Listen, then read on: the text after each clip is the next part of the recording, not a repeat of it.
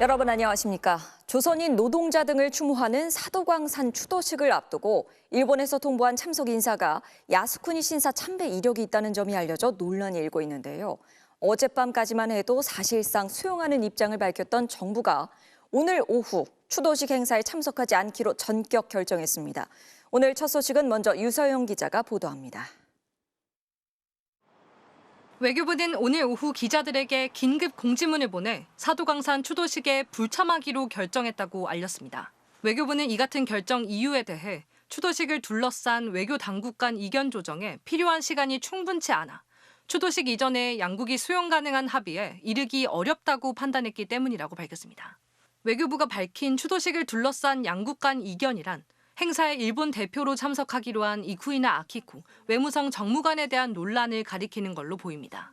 일본 자민당 내 극우 계열인 아베파의 지원으로 정계에 입문한 이쿠이나 정무관은 당선 직후인 2022년 8월 15일 2차 대전 전범들이 합사된 야스쿠니 신사를 참배했습니다. 또 언론 인터뷰에서 한일 관계 개선에 대한 질문에 한국 정부가 보다 양보해야 한다고 밝히기도 했습니다. 이 때문에 야스쿠니 신사를 참배한 인물이 일제 강제 노역으로 고통받은 조선인 노동자를 추모하는 행사에 일본 정부 대표로 오는 건 행사 취지에 어긋나는 일이란 논란이 불거졌습니다. 야스쿠니 신사에도 참배한 걸로 봐서는 추도사 내용도 기대할 수 있는 내용이 없을 거라고 생각이 드는데 아마 한국 정부 입장에서는 이게 그대로 발표됐을 때 뒷감당하기 어려우니까 이것을 그냥 취소한 것이 아닌가 싶어요.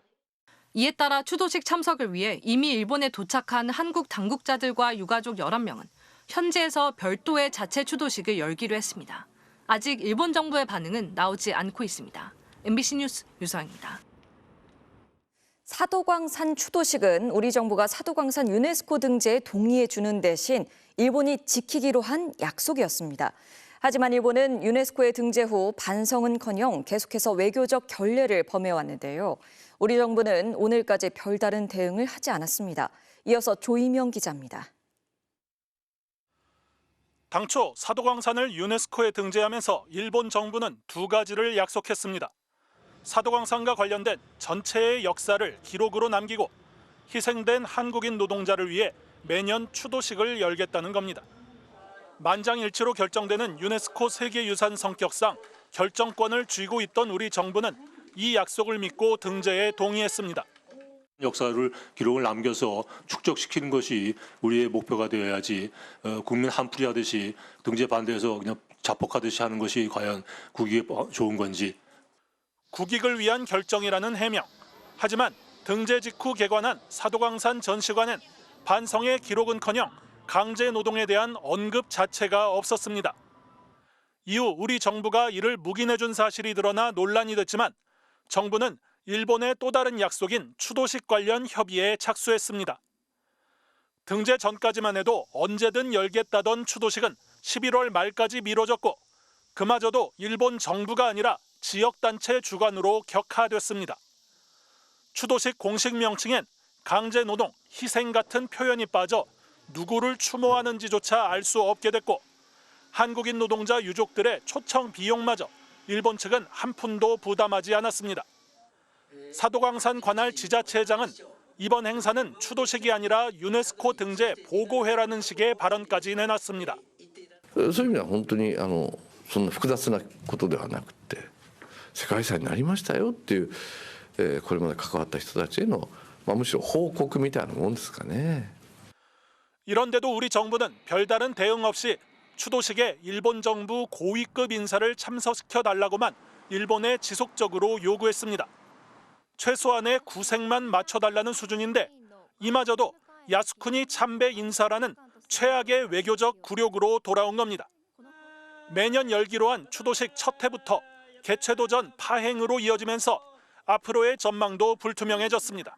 MBC 뉴스 조이명입니다.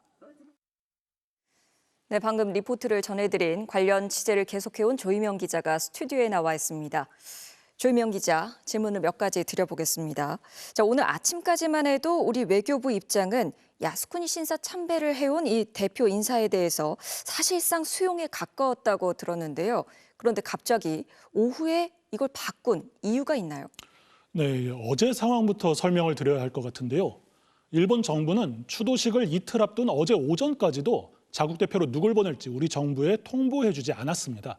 그 한일 간 대표자의 급을 맞추는 게 관례다 보니까 이것도 굉장히 무례한 일인데 정오쯤 되어서야 이쿠이나 아키코 외무상 정무관을 보내겠다 통보를 해왔죠. 예. 저희 취재진도 황당했지만 외교부 입장에서도 전혀 예상을 못한 인사였던 것 같고요. 그래서인지 오후에 예정된 기자단 브리핑을 갑자기 취소해버리고 아무런 공식 입장도 내지 못했습니다. 그러다가 9시간 만인 어젯밤 나온 입장이 사실상 용인하겠다는 거였죠. 그런데 이게 그동안처럼 정부가 묵인한다고 넘어갈 수 있는 문제가 아닌 게 추도식은 강제징용 피해자 유족들도 참석을 하시잖아요. 그렇죠. 피해자 유족 면전에 침략전쟁 옹호 인사를 내세웠다가 이후 벌어질 후폭풍을 감당하기 어렵다는 판단을 외교부 혹은 더 윗선에서 뒤늦게나마 내렸을 가능성이 있습니다. 예. 그런데 일본이 참석 인사에 대해서 우리 정부와 협의 없이 일방적인 통보를 했고요. 그것도 이틀 전에. 이런 양국 협의 없이 진행하는 게 좀 보통인가요? 만약에 일본 내부 행사고 우리가 그냥 초청받아 간다 하면 그럴 수도 있는데요. 예. 이번 추도식은 애초에 한국을 위해서 여는 거잖아요. 그런데도 사전 협의도 없이 그것도 우리가 가장 불쾌할 수밖에 없는 인사를 직전에 통보하는 경우는 제가 기자 생활을 16년 하면서 처음 봤습니다. 예. 이번 일도 그렇고 사실 그동안 우리 대일 외교가 굴욕 외교라고 비판을 받을 만큼 일본에게 우호적인 태도만을 보여왔잖아요. 이번 일을 계기로 우리 정부의 입장이 좀 바뀔 가능성이 있을까요? 윤석열 정부의 대일 외교를 그 한 문장으로 요약하는 말이 있죠. 우리가 물 반 컵을 먼저 채우면 일본이 나머지를 채워줄 것이다. 하지만 이렇게 먼저 통 크게 양보하겠다고 선언을 하고 나니 협상력이 떨어질 수밖에 없습니다. 그 상대방의 선의엔 선의로 강경할 땐 우리도 강경하게 나가야 되는데 이번 사도광산 사태를 한번 되짚어보면 일본은 이미 한국의 등재 찬성이란 성과물을 먼저 얻어놓고 협상을 시작한 셈이라 애초에 아무것도 양보할 생각이 없었던 걸로 보입니다. 이번 사태도 결국 외교적 실패가 쌓이다 못해 모욕에 가까운 일을 당하고 나서야 보이콧 카드로 항의를 하게 된 셈인데요. 그동안 정부가 거의 유일하게 외교 성과로 내세운 게 한일 관계 개선이었기 때문에 이를 계기로 대일 외교의 큰 기조가 바뀔 거라 예단하기는 조금 어려울 것 같습니다. 예. 오늘 여기까지 듣겠습니다. 오늘 출연 고맙습니다. 조희명 기자에게 들었습니다. 네, 계속해서 다음 소식입니다. 오늘 서울 도심과 전국 곳곳에서 윤석열 정권 퇴진을 요구하는 대규모 집회가 열렸습니다. 민주당은 4번째 장외 집회를 열고 시민사회가 주최하는 집회에 합류했는데요. 국민의힘은 이틀 뒤 이재명 대표의 위증교사 의혹 사건 선고를 앞두고 방탄용 집회라고 비판했습니다. 먼저 김정우 기자의 보도입니다. 국민의힘도 공무원이다! 김건희를 특검하라! 서울 도심에서 진행된 4번째 주말 장외 집회에서 더불어민주당은 다시 한번 김건희 여사 특검법 수용을 촉구했습니다. 김건희 특검을 거부하면 우리 국민께서 당신은 더 이상 우리의 대통령이 아니라고 해고를 통보할 것입니다. 이재명 민주당 대표는 무대에 오르지도 따로 발언을 하지도 않았습니다. 민주당과 조국혁신당 등 야 5개 당은 시민주도의 집회라는 점을 부각하며 84개 시민사회단체가 주관하는 대규모 거리 행진에 합류했습니다. 임기 자체가 재난입니다. 탄핵으로 즉각 직무를 정지시켜야 합니다. 비슷한 시각 인근에서는 보수 성향 시민단체인 대한민국 바로세우기 국민운동본부가 맞불 집회를 열고 오는 25일 위증교사 사건 선고를 앞둔 이재명 대표의 유죄를 주장했습니다. 이재명을 구속하라! 국민의힘도 시위의 겉포장만 바꾼다고 달라질 것은 없다면서 이재명 대표 방탄을 위한 법원 겁박을 멈추라고 비판했습니다. 거짓말을 시킨 혐의로 선고를 코앞에 두고 있는 이재명 대표를 위해 민주당은 파란 옷을 입지 말라면서 마치 일반 시민들이 모인 것처럼 거짓 연출을 윤석열 정권 퇴진을 촉구하는 집회는 전국 곳곳에서 이어졌습니다. 광주에서는 150개 시민단체가 모여 윤 대통령의 공천 개입 논란과 거부권 남발 등을 비판하며 정권 퇴진을 요구했습니다. 이 촛불이 언제 횃불로 그 불처럼 번질지 모릅니다. 전북 전주에서도 시민사회와 노동계, 농민단체가 정권 퇴진을 요구하며 거리 행진을 벌였고 앞서 미주 지역 한인단체 20여 곳도 성명을 통해 김건희 여사 특검 수용과 윤석열 대통령 퇴진을 촉구했습니다. MBC 뉴스 김정우입니다. 시민들 또한 지난주에 이어 오늘도 대규모 집회를 이어갔습니다. 광화문 앞을 채웠던 시민들은 차례차례 명동으로 행진을 시작했는데요. 현장에 나가 있는 취재기자 연결하겠습니다. 백송우 기자, 현재 상황 전해주시죠. 네, 광화문에 모인 시민들은 1시간여 전부터 촛불과 깃발을 들고 명동으로 행진을 시작했는데요. 질서 정연하게 비교적 빠르게 진행된 가운데 이곳 안국동 사거리는 조금 전 행렬이 지나가 경찰이 뒷정리를 하고 있습니다. 추운 날씨에도 시민들은 촛불을 손에 들고 광화문 앞에 모였는데요. 찬바닥에 앉아 피켓을 들고 김건희 여사 특검 수용과 국정농단 진상규명을 촉구했습니다. 유능한 부패 대통령! 국민은 거부한다! 시민들은 각종 의혹을 밝힐 수 있는 특검에 대통령이 계속 거부권을 행사한 것을 강하게 비판했는데요. 최상병 조사는 잘 안 됐잖아요. 그러니까 다시 한번 철저히 조사를 해서 처벌해야 된다고 생각합니다. 생업이 힘들 정도로 국민 경제가 어려워지고 있는데 정부에선 제대로 된 대책이 나오지 않아 집회에 참석했다는 시민도 있었습니다. 텅텅 빈 가게들 그리고 폐점한 가게들을 볼 때마다 뭐라도 대책을 세워야 하지 않나?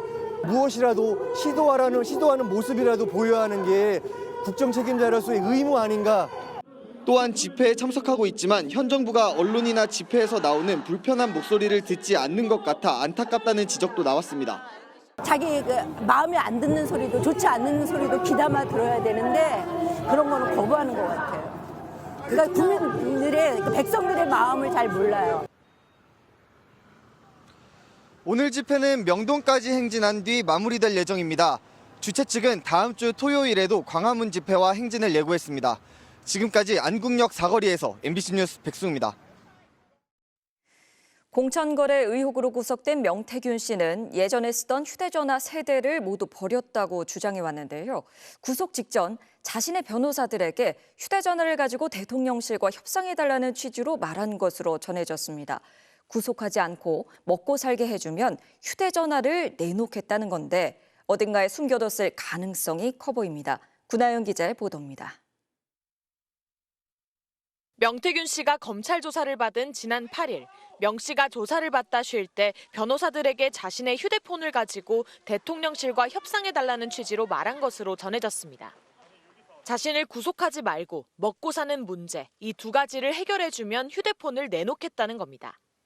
위에서 그것만 주면 이제 달라는 식의 딜이 왔었다. 사람 보냈었다. 그러면서 자기는 구속되면 일단 풀어주고 그냥 먹고 살게 해달라. 딱 이 두 가지만 조건으로 제시해서 올려보냈기 때문에 조만간 딜이 올 거다. 나중에 명 씨는 정점식 국민의힘 의원을 통해 얘기하고 있다는 말도 했다고 했습니다.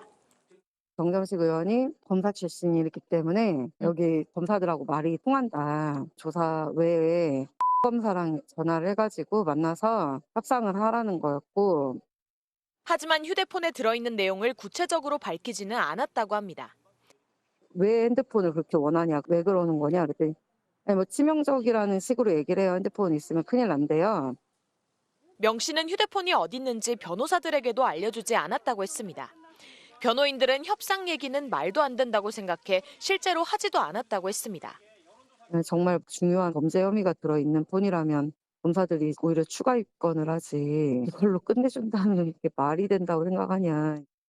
정점식 의원은 명태균과 얼굴 한번 본 적 없고 연락한 적도 없는데 무슨 회유를 하겠느냐고 MBC에 답했습니다. 명 씨는 검찰 조사에서 대선 때 썼던 휴대폰을 포함해 예전에 쓰던 휴대폰 3대를 모두 버렸다고 진술했습니다. 하지만 명 씨가 휴대폰으로 협상을 해달라고 변호인들에게 얘기한 사실이 확인되면서 휴대폰을 어딘가 숨겨뒀을 가능성도 커지고 있습니다. 검찰은 조사 때마다 명 씨를 상대로 캐묻고 있지만 아직 휴대폰 행방을 찾지 못하고 있습니다. MBC 뉴스 구나연입니다. 이 명태균 씨가 경북의 한 재력가로부터 아들을 채용시켜달라는 청탁과 함께 돈을 받았다는 의혹도 불거졌습니다. 검찰은 오늘 중간다리 역할을 한 것으로 지목된 사업가를 불러 조사했는데 이 사업가는 해당 재력가는 명 씨 연락처도 없다며 의혹을 전면 부인했습니다. 이 재력가의 아들은 현재 대통령실에서 근무하고 있습니다. 이혜선 기자입니다. 검찰은 최근 강혜경 씨로부터 명태균 씨가 경북의 한 재력가로부터 아들 채용 청탁과 함께 1억 원을 받았다는 취지의 진술을 확보했습니다. 안동 지역 사업가 김모 씨가 지난 2021년 미래한국연구소 측에 2억 원을 빌려줬는데 명 씨가 이 가운데 1억 원은 다른 재력가 아들 채용 청탁 대가라 안 갚아도 된다고 했다는 겁니다. 검찰은 강혜경 씨가 자신만 알아볼 수 있는 방법으로 정리한 이른바 암호식 회계장부에서 1억 원 옆에 적힌 이름을 발견하고 무슨 뜻인지 캐물어 이 같은 진술을 확보한 걸로 전해졌습니다. 이 재력가 아들은 미래한국연구소 연구위원으로 일한 뒤 윤석열 대선 캠프, 대통령직 인수위원회 실무위원을 거쳐 올해 중순부터는 대통령실에서 6급 행정직으로 일하고 있습니다. 검찰은 오늘 2억 원을 빌려줬다는 김모 씨를 불러 고소인 조사를 했습니다. 김 씨는 아직 1억 원을 돌려받지 못하고 있다며 미래한국연구소 측을 사기죄로 고소했습니다. 김 씨는 해당 재력가가 자신과 함께한 사업에 투자한 적이 있지만 그 돈은 채용 청탁과 무관하다고 했습니다. 21년도 7월 중순에 제가 돈을 빌려줬는데 그때는 윤석열 대통령이 입당도 하기 전입니다. 대통령 후보도 결정 나는 시절에 무슨 지역 청탁을 합니까? 해당 재력가와 아들에게 대통령실에 들어간 경위에 대해 물었지만 답이 오지 않았습니다. 장해찬 전 국민의힘 최고위원은 이에 대해 자신이 대통령직 인수위에 추천했다며 일을 잘하니까 대통령실에서 데려간 거라고 MBC에 답했습니다. 검찰은 조만간 이 재력가를 불러 채용 청탁 의혹에 대해 조사할 예정입니다. MBC 뉴스 이혜선입니다. 윤석열 대통령이 이른바 파우치 대담으로 논란을 빚은 박장범 KBS 사장 후보자의 임명안을 오늘 제거했습니다. 야권과 내부에서 KBS가 김건희 방송국이 됐다는 비판이 나왔는데 국민의힘은 공정하고 독립적인 방송을 기대한다며 신임 사장을 엄호했습니다. 손하늘 기자입니다. 박장범 KBS 신임 사장은 사장 후보로 결정됐을 때부터 논란이 됐습니다. 9시 뉴스 앵커로 윤석열 대통령과의 신년 대담을 진행하며 김건희 여사의 명품 디올백을 작은 가방이란 뜻의 파우치로 표현했기 때문입니다. 최근에 많은 논란이 되고 있는 이른바 파우치. 네네. 외국 회사 조만한 백이죠. 네. 500명에 가까운 KBS 기자들이 압으로 감투를 쓰려는 사람은 공영방송 사장 자격이 없다는 비판 성명을 내고 직접 사퇴를 요구했습니다. 인사청문회 과정에서 새로운 의혹도 잇따라 터져나왔습니다. 아들의 위장 전입과 스쿨존 속도 위반, 과태료 미납으로 인한 차량 가압류에 더해 사장 최종 면접도 전에 박민 사장이 교체 통보를 받았다는 증언도 나왔습니다. 면접 당일날 아침부터 박장범 후보가 될 거다라는 얘기가 소문이 돌았었고요. 저희들이 보기에는 결국은 대통령 대담이 제일 큰 이유였다라고. 박장범 당시 후보자는 다른 의혹들은 빠르게 인정하면서도 유독 파우치 논란에는 팩트라고 맞섰습니다. 파우치는 아부라고 생각하는 국민이 많은데 인정하십니까? 파우치는 사실, 팩트입니다. 상품명입니다. 국회에서 인사청문 경과보고서 채택이 불발됐는데도 윤석열 대통령이 오늘 임명안을 제거하자 민주당은 아첨 언론에 새 지평을 연 박장범 씨의 사장 임명을 강행해 KBS를 김건희 방송국으로 전락시켰다고 비판했습니다. 반면 국민의힘은 인사청문 과정에서 제기된 논점 한두 가지로 평가가 완결되는 것은 아니라며 공정하고 독립적인 방송을 해달라고 당부했습니다. 전국언론노동조합 KBS 본부는 낙하산 사장으로 부족해 대놓고 정권을 비호할 아첨꾼을 선택했다며 윤석열 정권의 사장 임명 과정 개입 의혹을 끝까지 파헤칠 것이라고 밝혔습니다. MBC 뉴스 손하늘입니다. 내수 침체가 이어지며 자영업자와 소상공인의 어려움이 커지고 대기업들마저 위기감을 느끼고 있습니다. 추가 경정 예산 편성을 두고 정부와 대통령실의 입장이 엇갈리며 경기 침체 해법은 여전히 모호합니다. 김건희 기자가 보도합니다. 빚을 갚기 위해 한식집을 폐업하고 새로 카페를 연 자영업자. 그러나 상황은 코로나 시기보다 더 심각합니다. 대출이 받아서 그걸로 연명을 하다가 도저히 그게 안 되고 많이 힘들고 그냥 겨우 제 생활비는 거의 안 쓰고. 내수 침체는 통계로도 확인됩니다. 올해 3분기 소매 판매액 지수는 작년보다 1.9% 감소하며 10분기 연속 하락세를 이어갔습니다. 파산 신청 법인 수는 벌써 1,500곳을 넘어섰고 사상 최대치를 기록할 전망입니다. 한국개발연구원 KDI는 1년째 내수 부진 평가를 유지하고 있고 정부도 이를 인정했습니다. 7개월 동안 보고서에 쓰던 내수 회복 조짐이란 표현을 이번 달 삭제했습니다. 대기업들도 비상입니다. 주요 그룹 사장단은 비상회의를 열고 9년 만에 이례적인 긴급 성명을 발표했습니다. 지금 우리 경제는 매우 어려운 상황을 맞이하고 있습니다. 중소기업 소상공인은 물론 중견, 대기업까지 큰 어려움에 직면할 수 있다고 보고 문제는 대응책입니다. 한국은행은 이미 한 차례 금리를 내렸지만 가계부채와 환율 부담으로 추가 인하에 신중합니다. 그렇다고 정부가 적극적으로 돈을 풀기도 쉽지 않은 상황입니다. 정부가 그래도 조금 지출을 늘려가면서 경제가 좀 회복되는 혹은 너무 안 좋아지는 걸 막는 정도의 마중물 역할이나 혹은 방파제 역할을 좀 하는데요. 현실적으로 잘 될지에 대한 의문은 좀 있는 상황입니다. 대통령실 일각에선 추가 경정 예산 편성 가능성이 언급되기도 했습니다. 하지만 기획재정부 관계자는 MBC와의 통화에서 내년 예산안을 조정하고 있는데 내년 추경을 얘기하는 건 맞지 않다며 일축했습니다. MBC 뉴스 김건희입니다. 요즘 제철 음식으로 어떤 걸 즐기시나요? 찬바람이 불기 시작하면서 꼬막의 계절이 돌아왔습니다. 그런데 요새 잡히는 꼬막 대부분 빈 껍데기뿐이라는데 어떻게 된 일인지 김단비 기자가 취재했습니다. 어선한 척이 갈고리가 달린 그물을 내려 바다 아래를 훑습니다. 뻘을 수차례 털어낸 뒤 그물을 끌어올리자 꼬막이 한가득 쏟아집니다. 바다에서 방금 잡아올린 새꼬막입니다. 대부분이 빈 껍데기뿐입니다. 살이 찬 건 10%도 되지 않습니다. 올여름 고수온 탓에 속살이 제대로 여물지 못하고 썩어버린 겁니다. 완전히 흉년이라고 봐야죠. 한 500개, 600개 양을 캐면은 거기서 알꼬막 50개, 60개 나옵니다. 20kg 망으로. 전남 여자만과 등량만이 주요 산지인 새꼬막. 2019년 9천 톤이 넘던 생산량은 3년 만에 2천여 톤으로 급격히 줄었습니다. 지난해 소폭 오르긴 했지만 올해 고수온 영향으로 다시 감소할 것으로 예상됩니다.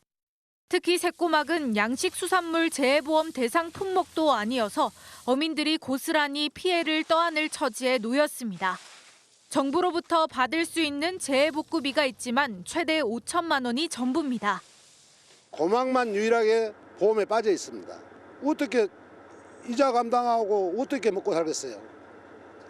그러다 보니까 작년, 금년 완전 도산해가지고.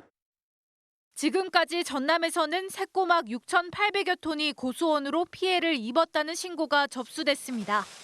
MBC 뉴스 김단비입니다. 북한군이 최근 국경을 넘어 우크라이나 최전선에 투입됐다는 보도가 나왔습니다. 미국 CNN은 우크라이나 안보 소식통을 인용해 러시아가 점령하고 있는 우크라이나 남동부 항구 도시 마리우폴에 러시아 군복을 입은 북한군 기술 고문들이 도착했다고 전했습니다. 또 동부의 주요 전선인 하르키우에서도 북한군이 목격되면서 북한이 우크라이나전에 더 깊숙이 개입할 거란 전망이 나옵니다.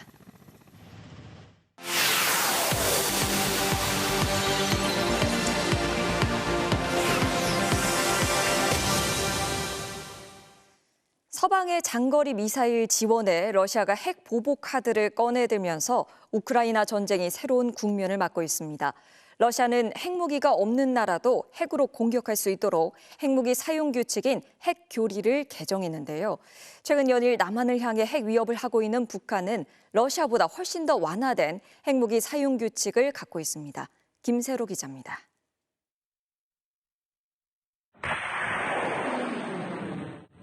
우크라이나가 미국과 영국산 미사일로 러시아를 공격하자 러시아는 핵무기 사용 규정을 완화하며 맞불을 놨습니다. 기존에는 핵무기가 없는 나라에는 핵공격을 할 수 없었지만 핵 보유국의 지원을 받아 러시아를 공격하면 핵으로 보복할 수 있게 해 우크라이나에 대한 핵공격이 가능해졌습니다. Ядерное сдерживание направлено на обеспечение понимания потенциальным противникам неотвратимости возмездия в случае агрессии против Российской Федерации. 북한도 2022년 9월 핵무기 사용 조건을 규정한 핵무력 법령을 만들었습니다.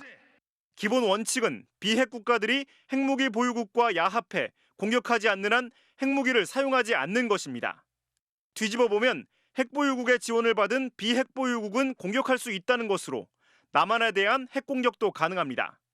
북한이 자신의 핵 독트린을 만들어서 세부화시켰는데 그 세부화시킨 내용들이 이번에 러시아가 수정한 내용과 거의 유사하다. 북한은 국가 지도부와 핵무력 지휘기구, 중요 전략적 대상에 공격이 임박했다고 판단되는 경우에도 핵을 사용할 수 있다고 명시했습니다. 한미 군 당국이 과거 언급한 적이 있는 지도부를 겨냥한 이른바 참수작전이나 핵시설에 대한 정밀 타격이 감지될 경우에도 핵 공격을 할 수 있다는 겁니다. 기본적으로 핵 보유국은 비핵 국가를 상대로 핵을 사용하면 안 된다라는 금기가 계속됐기 때문에 러시아와 북한이 그것을 풀기 위해서 각각의 핵 법령과 이번에 핵 교리에 그것을 가능케 만드는 그런 조항들을 집어넣었다 보는 것이 맞는 거죠.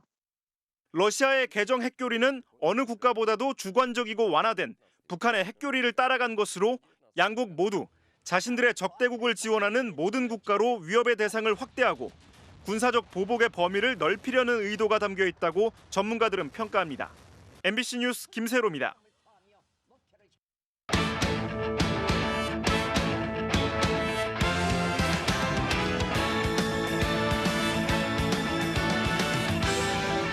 토요일 밤 스포츠 뉴스입니다. 다음 달 토트넘으로 이적하는 강원 양민혁 선수가 K리그 고별전을 기분 좋게 마무리했습니다. 포항전에서 결승골을 터뜨려 팀을 구단 역대 최고 순위인 2위로 올려놨습니다. 박재훈 기자가 보도합니다. 양민혁의 발끝은 올 시즌 K리그1 마지막 경기에서도 번뜩였습니다. 전반 35분 포항의 수비 뒷공간으로 침투한 뒤 김강국의 패스를 깔끔하게 오른발로 마무리했습니다. 리그 12호 골이자 18번째 공격 포인트. 다음 달 토트넘으로 이적해 강원 유니폼을 입고 고별전을 치른 양민혁은 홈팬들을 향해 하트 세리머니를 보내면서 감사 인사를 했고 이후 경기가 1대0 승리로 끝나 강원이 구단 역대 최고 순위인 2위로 올 시즌을 마치자 선수단과 함께 기쁨을 만끽했습니다.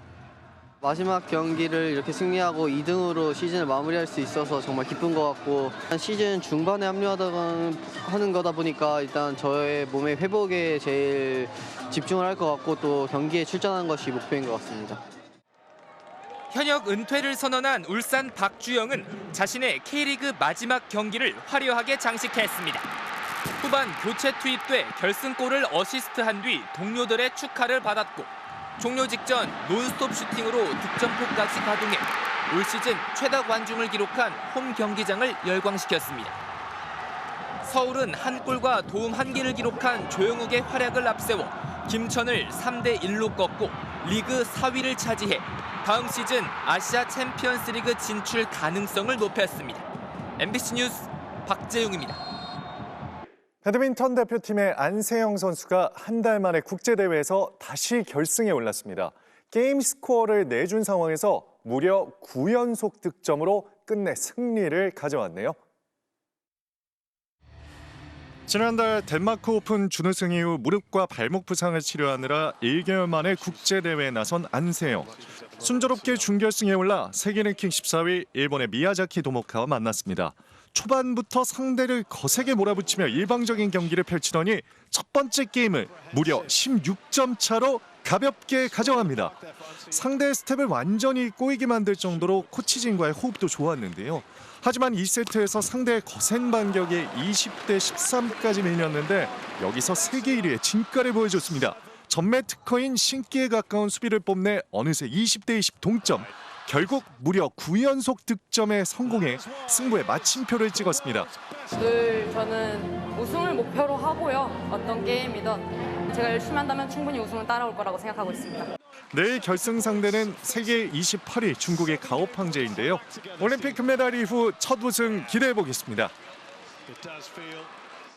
NBA에서 나온 초장거리 노룩 비하인드 백패스입니다. 동료에게 정말 기가 막히게 연결했네요. 토요일 밤 스포츠 뉴스였습니다.